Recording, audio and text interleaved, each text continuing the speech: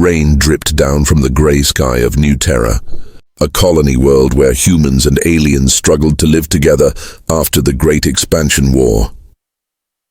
In the quiet mining district, Eli Ward, a widower in his mid-30s, sat alone at his small wooden table. His hands were rough, his eyes tired. The photo of his late wife sat beside her, half-finished cup of coffee, her smiling face the only color. In his grey life, the government had started a companion integration program, pairing lonely humans with alien women who wanted citizenship through marriage.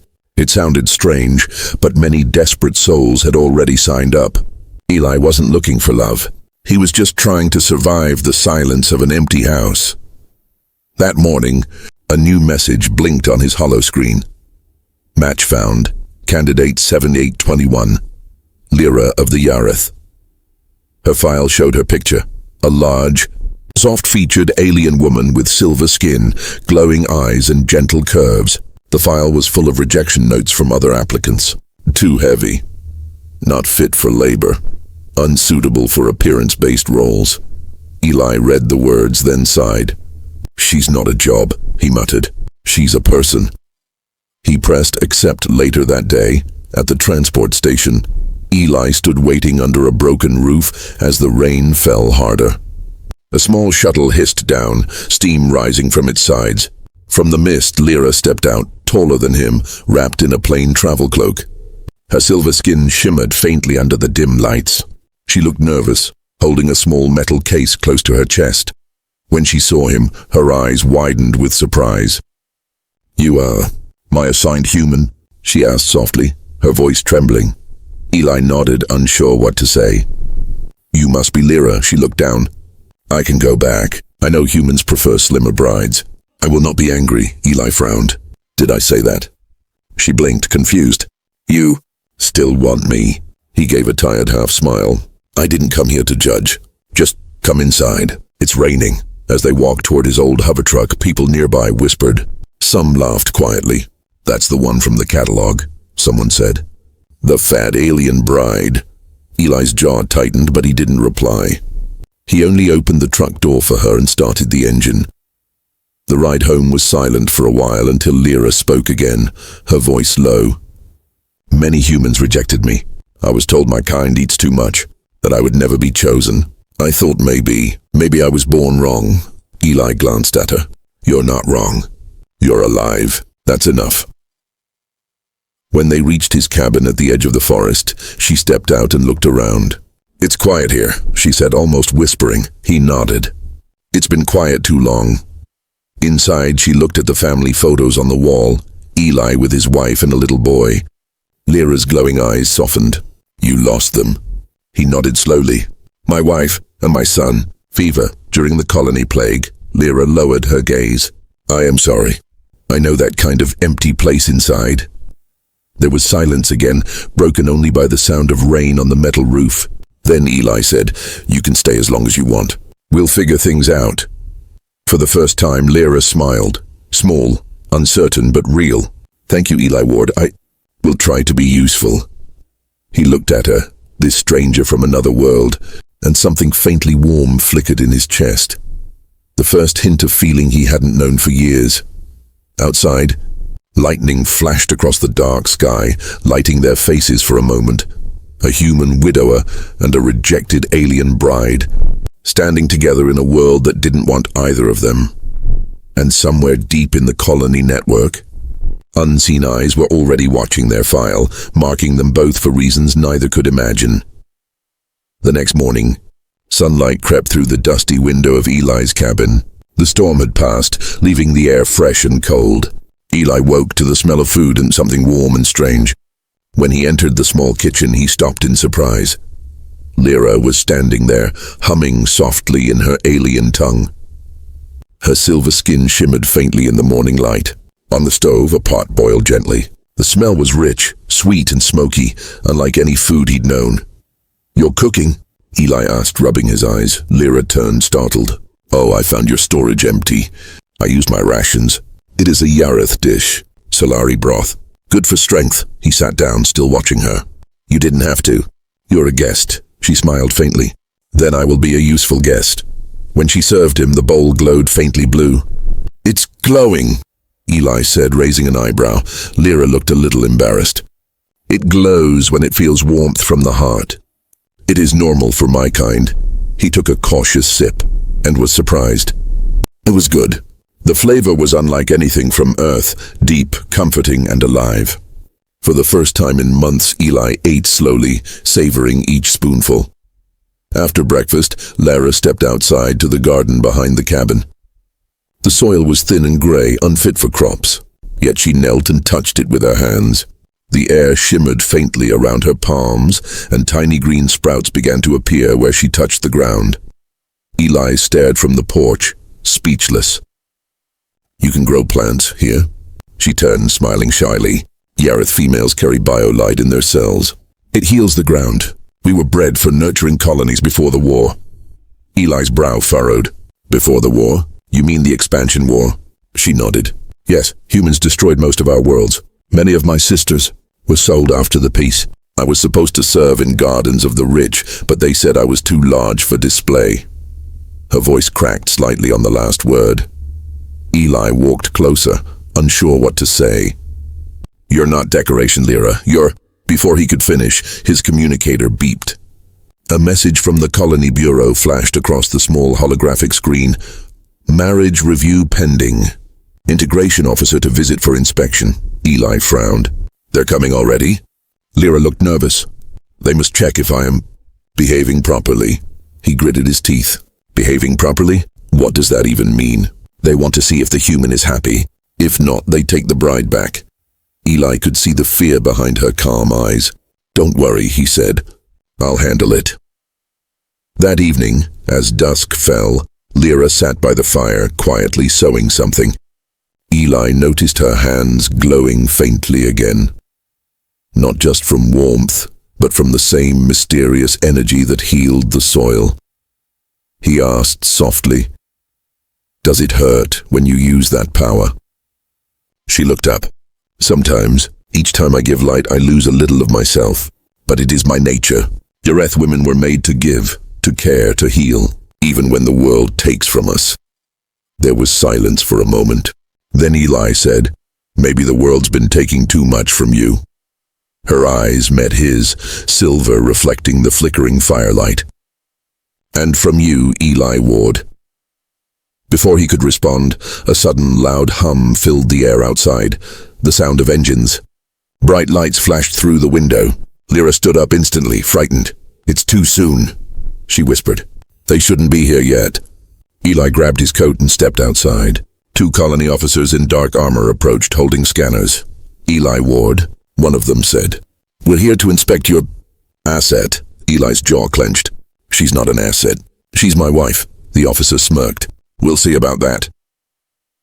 Behind them, Lyra's glow dimmed as she stepped into the doorway, her face pale with fear. Eli turned slightly, his voice steady but cold.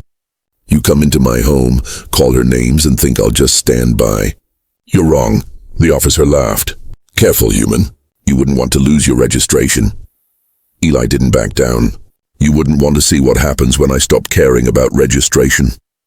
For a long, tense second, no one moved. Then the officers exchanged glances and left, muttering about reports and re-evaluation. When the hum of their ship faded, Lyra looked at him in awe. "You defended me," Eli nodded quietly. "You deserve better than this." She touched his hand gently, her skin warm and faintly glowing again. "Then maybe this house won't be so quiet anymore." Outside, under the alien stars, something unseen stirred in the dark. A signal sent from the officer's ship, transmitting their images to someone powerful. Someone interested in the human who dared protect a rejected alien bride. 3 days passed after the officer's sudden visit, but the tension still hung in the air. Eli pretended to work on his farm equipment, but his mind was elsewhere, on the look in Lyra's eyes that night. Fear mixed with something deeper. Trust. Lyra had been quieter since then. She kept busy, tending the small garden behind the cabin. The plants she'd grown were already glowing faintly green, shimmering under the twin suns of New Terra. The garden looked alive again, like it hadn't in years. Eli stepped outside one morning and found her kneeling among the plants, whispering to them. Her voice was soft, melodic, not human but peaceful. He smiled faintly. "They like you?" he said. She looked up startled, then smiled. "They listen. Plants understand hearts better than people." Eli chuckled. Maybe that's true. But before he could say more, a deep rumbling filled the sky. Another shuttle, sleek, black, and marked with the Colony Bureau's golden insignia. Lyra froze. "They are back." This time the officers didn't come alone. A tall woman in a sharp white coat stepped out first, her eyes cold, calculating. Behind her walked two drones that scanned the area with red beams. "Mr. Eli Ward," she said crisply. "I am Officer Malin Korth, Integration Supervisor. We're here for a full evaluation." Eli crossed his arms. "You were already here last week." She ignored him, turning to Lyra. "Subject 7821, step forward." Lyra obeyed quietly, though her hands trembled. The officer's eyes ran over her from head to toe. Unfit for military service, rejected from public placement, and yet the system shows human approval. How curious. "She's my wife," Eli said firmly. Malin raised an eyebrow. "You call her that? You understand this was a government-issued pairing, not a romance program." Eli stepped closer. "I don't care what you call it." "She's staying," the officer smiled faintly. "We'll see." She gestured and one of the drones floated closer to Lyra. A red light scanned across her body. Instantly, Lyra flinched. Her skin glowed brighter, then dimmed again, as if something deep inside her was reacting. "Stop that!" Eli shouted. "You're hurting her!" The officer didn't flinch, just measuring her biolight levels. "Your alien bride seems to be hiding something." Lyra's eyes widened, panic spreading across her face. "No, I'm not hiding anything." The scanner beeped loudly in a sharp, alarming tone. Malin's smile vanished. "Interesting. Unauthorized biocore detected. What does that mean?" Eli demanded. The officer turned to him. "It means she's not an ordinary Yareth. Her body holds something. A living energy source the Bureau didn't approve for colonists. This could be dangerous." Eli moved protectively in front of Lyra. "She's not dangerous." Malin crossed her arms. "Every outlaw says that. She will be taken for testing." Before anyone could react, the drones activated restraint fields. Lyra gasped as glowing bands wrapped around her arms. Eli didn't think. He grabbed his old plasma wrench and swung hard at the nearest drone. Sparks flew and the machine fell to the dirt, smoking. The second drone turned toward him, charging its taser beam, but Lyra shouted, her skin blazing with radiant silver light. A pulse of energy burst from her hands. The air shimmered, the grass bent, and the drone exploded into fragments. For a long second, no one moved. Officer Malin's eyes widened. You just used a forbidden Yareth ability." Lyra fell to her knees, breathing heavily, tears in her eyes. "I didn't mean to. It came out on its own." Eli knelt beside her, holding her shoulders. "It's okay, Lyra. You're safe now." But Malin's voice turned cold. "Not for long. The Bureau will hear about this." She tapped her wrist device, sending a transmission. "You've just become property of the state again."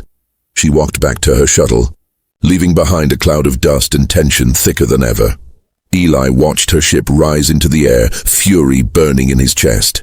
He turned to Lyra, who sat trembling beside the broken drone. "They'll come back," she whispered. "They'll take me. Not if I can stop them," Eli said, his voice low but steady. "You saved my home. You saved my life. Now it's my turn." As night fell, Eli gathered supplies, weapons, and his old comms gear. Lyra sat by the fire, her eyes dim but determined. "Where will we go?" she asked softly. "Somewhere they won't find us," he said. "And maybe somewhere you can tell me what you're really running from." Outside, far above the clouds, a satellite adjusted its lens, locking onto their coordinates. A hidden watcher whispered into the comms, "Target acquired. The human has chosen the outlaw bride. Begin Operation Retrieval." The night was dark and heavy, filled with the low hum of distant engines.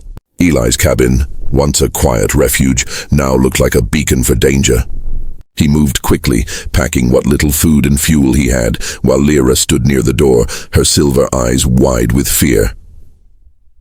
"They'll come before dawn," Eli said, strapping his old rifle onto his back.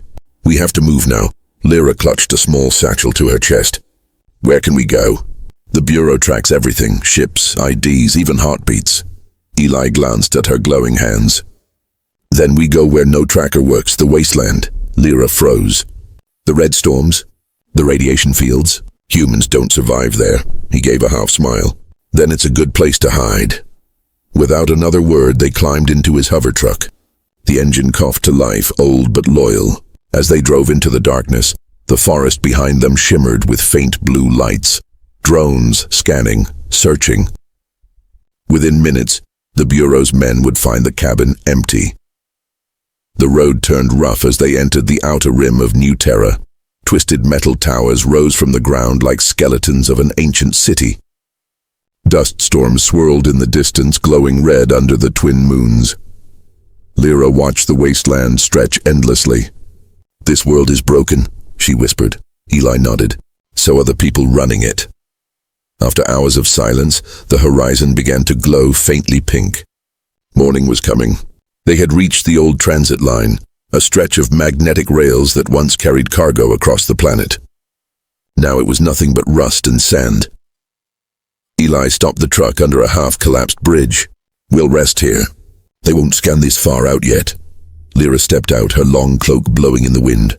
"Eli," she said quietly, "you risked everything for me." "Why?" He looked at her, eyes tired but steady. "Because I know what it's like to lose everything and have no one left to fight for." Her glow brightened softly, like moonlight through water. "You remind me of someone," she whispered. "Someone from my world. A human soldier who saved us during the war. He died protecting Yareth children." Eli blinked. "A human? In the war?" She nodded slowly. "He wore your mark, the symbol of Earth's 12th Fleet." Eli's jaw tightened. "That was my unit. I was there, before everything fell apart." For a long moment, they simply looked at each other, two survivors from different worlds, tied by a war neither of them had wanted. Then, suddenly, the quiet broke. A sharp beep echoed from Eli's scanner. He pulled it from his belt. "They found our trail. Far in the distance, small dots appeared in the sky. Patrol drones. Get in." He shouted. The hover truck roared as Eli pushed it to its limits. Dust flew, engines screamed. The sky behind them burned with red lights as drones fired warning shots. One blast struck the sand beside them, sending a wave of heat over the truck. Lyra closed her eyes, her hands glowing brighter. "Hold steady," she cried. Eli gritted his teeth. "Whatever you're doing, do it fast!"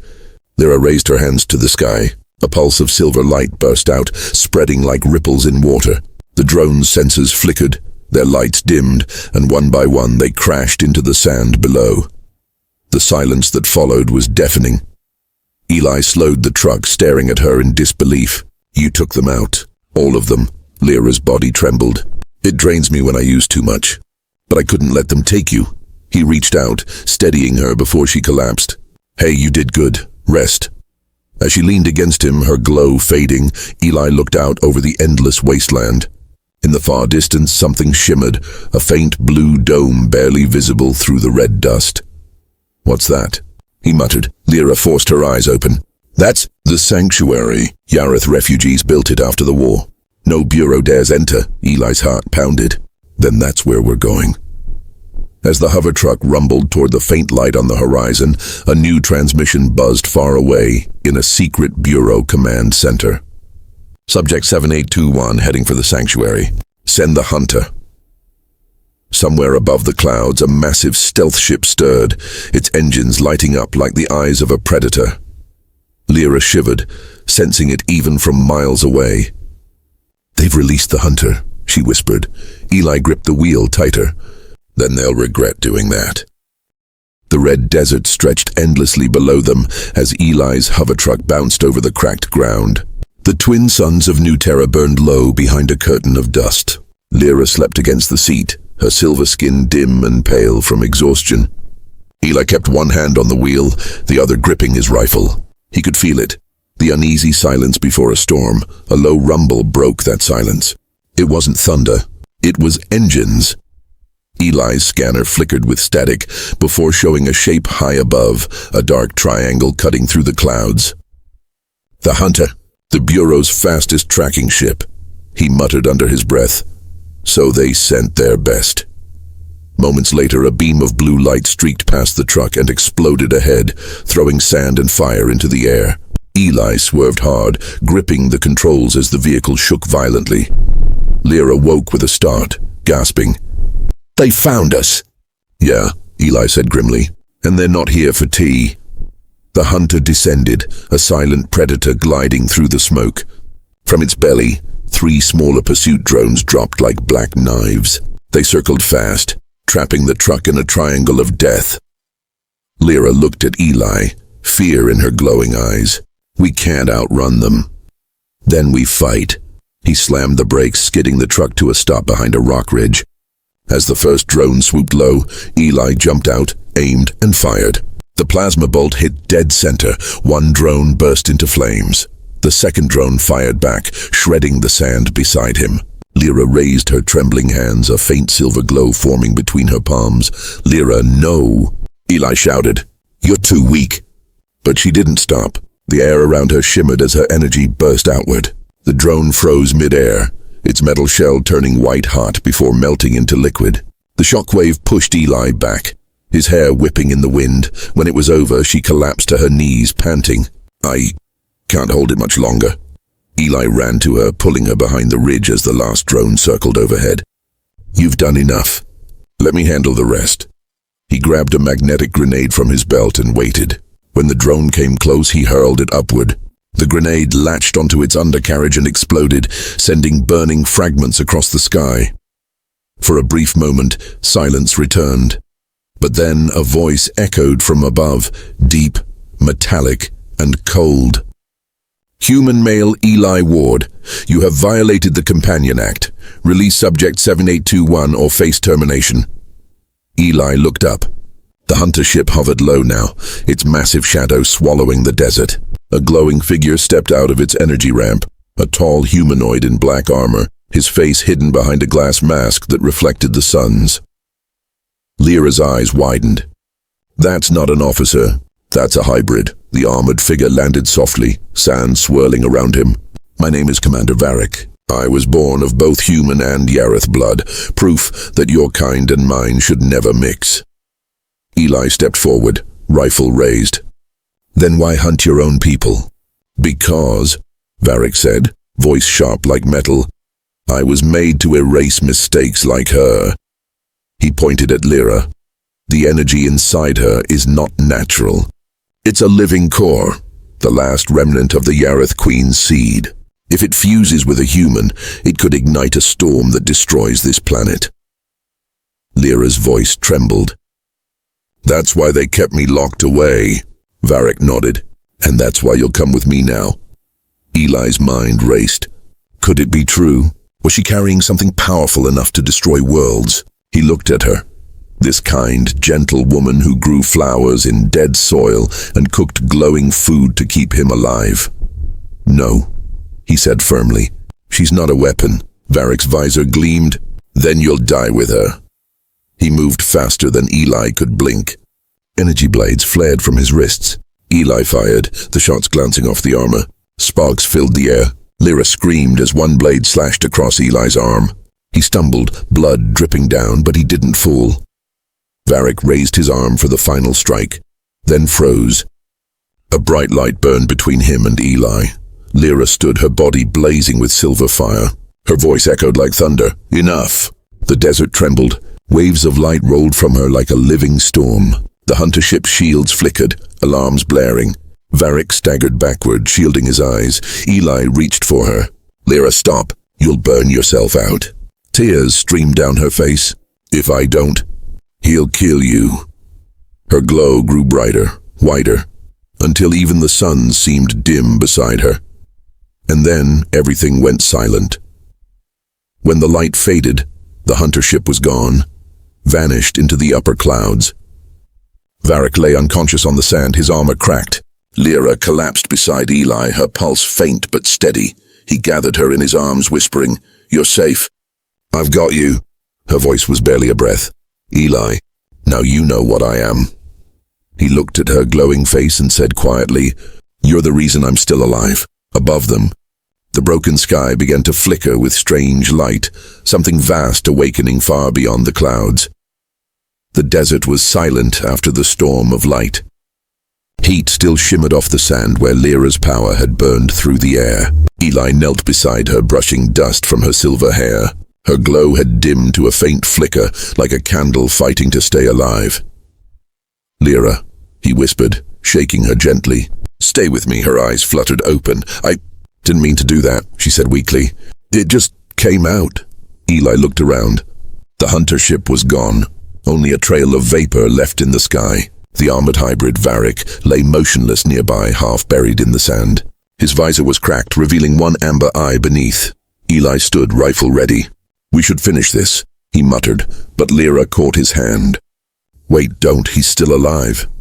"Good," Eli said coldly. "Then he can tell us who sent him." Varric stirred, groaning as he pushed himself up. The broken armor hissed, leaking energy. "You shouldn't exist," he said to Lyra, his voice hoarse. "You're the last of the Queen's line." Lyra's face went pale. "The Queen?" Varric nodded slowly. "Your mother. She wasn't just a ruler. She was the living source of our world's light. When the humans invaded Yareth Prime, they destroyed her body, but fragments of her biocore survived. You carry one of them." Eli's chest tightened. "You mean she's carrying a part of her mother's soul?" "Not soul," Varric replied. "Energy, enough to revive Yareth, or burn New Terra to dust." Lyra shook her head, trembling. "I didn't ask for this. I just wanted to live in peace." Varric's expression softened slightly. "I was ordered to destroy you, but now that I've seen you, I'm not sure I can." Eli lowered his rifle but didn't relax. "Then help us. The Bureau won't stop." Varric looked toward the horizon, where the faint blue dome of the sanctuary shimmered. "If you reach that place, they can hide you, but not forever. The Bureau already sent a signal to orbit." "Orbit," Eli repeated. Varric pointed upward. "A satellite weapon. It tracks biolight signatures. When it locks onto hers, it will fire." Eli cursed under his breath. "Then we move now." Lyra tried to stand, but her legs buckled. "I can't control the energy anymore. It's growing inside me. Every time I use it, it spreads further." Eli helped her up, steadying her. "Then we'll find someone who can help you control it." "I'm not losing you too." Varric hesitated. "You trust her that much?" Eli met his gaze. "I've seen what humans do when they stop caring. I'm not one of them." Something flickered in Varric's eyes, respect or maybe guilt. He turned away. "There's an old tunnel beneath the ridge ahead. It leads to the edge of the sanctuary shield. Take it. I'll stall the Bureau as long as I can." Eli frowned. "Why would you help us?" Varric's cracked visor reflected the desert sun. "Because she's the last light of my mother's world, too." Without another word, he walked toward the wreckage of his ship, dragging his damaged armor behind him. Eli and Lyra started across the dunes. The ground trembled slightly underfoot, and when Eli glanced up, his stomach dropped. The clouds above had begun to glow, a golden circle expanding across the sky. "The satellite," Varric's voice echoed faintly through the calm. "They've locked onto her. Run!" Eli grabbed Lyra's hand and ran, pulling her toward a canyon ahead. The light in the sky brightened until it was blinding. Lyra stumbled. "It's too late," she cried. "They've found me." Eli turned, shielding her with his body. "Then we'll make them regret it." He raised his rifle, but before he could fire, Lyra stepped forward. Her skin began to glow again, brighter and brighter. "Lyra, no!" he shouted. She looked back at him, tears shining like stars. "If I don't stop it, the beam will destroy everything for miles. Let me try." Her body rose slowly off the ground, surrounded by waves of light. The desert wind roared. Energy spiraled from her hands into the sky, colliding with the golden beam. For a moment the world was nothing but light and sound. Then silence. The beam vanished. The sky turned clear again. Eli caught her as she fell, limp but breathing. "You did it," he whispered. Her voice was faint, almost gone. "No, I only delayed it. The weapon will recharge." He looked toward the horizon. The sanctuary shimmered in the distance, closer now, but still far. "Then we'll reach it before they fire again." Behind them, Varric watched from the ridge, his armor glowing faintly as he spoke into his calm. "She neutralized the strike. The Queen's power is awakening," a voice replied, cold and distant. "Then initiate phase 2. Capture them alive." Varric closed his eyes. "I'll try." And far above the clouds, deep within the satellite, something ancient stirred. a pulse of light that didn't belong to any machine. The desert had turned cold by the time Eli carried Lyra into the shadows of the canyon. The twin suns had sunk behind the cliffs, leaving the wasteland bathed in silver moonlight. Her glow was fading, pulsing weakly against his chest like a dying star. "Just a little more," Eli whispered. "The sanctuary's close. You'll be safe soon." Ahead, faint blue light shimmered, the dome of the Yareth sanctuary. It stood half buried in the dust, its protective field humming softly. Eli could see alien guards standing by its edge, their eyes glowing like lanterns. When they reached the force barrier, the guards raised their weapons. One of them stepped forward, tall and cloaked in white. "Human, stop! This place is forbidden!" Eli shouted over the wind. "She's dying! Please, she's Yareth." At the sight of Lyra, the guards hesitated. The woman in white touched a pendant at her neck, and the energy field rippled open just enough for them to enter. Inside, the air changed. It was cool, clean, alive. Strange flowers grew under artificial light, and faint music filled the air. It didn't sound like machines. It sounded like hope. The woman led them to a crystal chamber. "Lay her here," she said softly. "The sanctuary recognizes her. It's been waiting." Eli placed Lyra on a glowing platform. Light spread from beneath her body, forming patterns like veins of silver through the crystal floor. Her breath steadied, but her eyes remained closed. "Who are you?" Eli asked. The woman bowed her head. "I am Seren, the Keeper. I served the Yareth Queen before the fall." Eli's heart thumped. "Then you know what Lyra is?" Seren nodded. "She is the last of her line." The Queen hid a part of herself inside her unborn child, not just her power, but her will to save both our races. "Save," Eli repeated. "The Bureau said she could destroy this world." Seren smiled faintly. "Only if humanity keeps trying to rule it." Before Eli could respond, alarms echoed through the chamber. The crystal walls flashed red. Outside the dome, explosions shook the ground. "The Bureau has found us," Seren said urgently. "Their army has breached the outer defenses." Eli grabbed his rifle. "Then we hold them off." Seren handed him a strange weapon, a silver pulse rifle humming with blue energy. "Use this. It responds to human courage. Only those who fight with purpose can fire it." Eli smirked. "Guess I qualify." Outside, Bureau soldiers stormed across the desert, led by none other than Commander Varric, his black armor reforged and glowing. Lyra stirred weakly on the platform. "Varric," she whispered.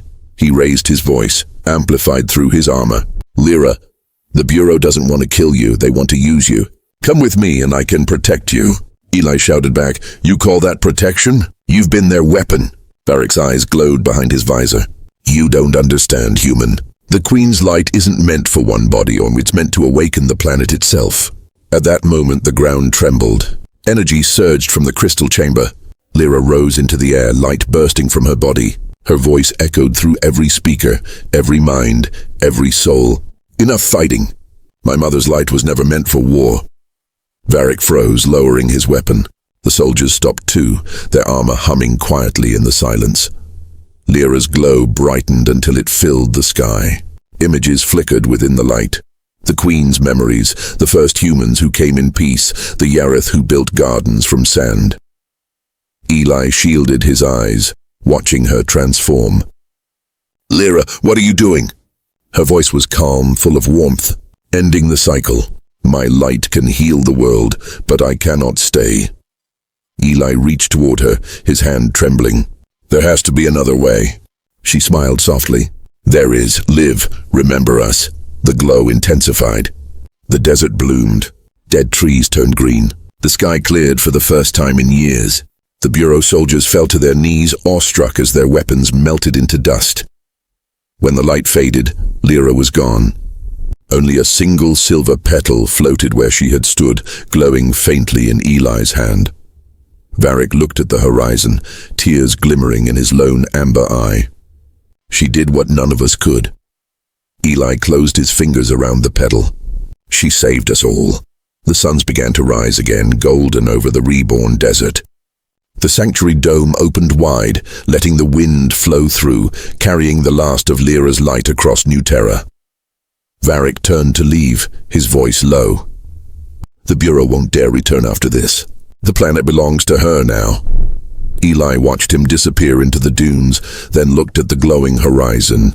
No, he whispered. It belongs to both of us. He placed the petal in the soil, and where it touched a new flower bloomed, silver and bright, whispering softly in the wind. The war was over, and humanity, for the first time in centuries, began to heal.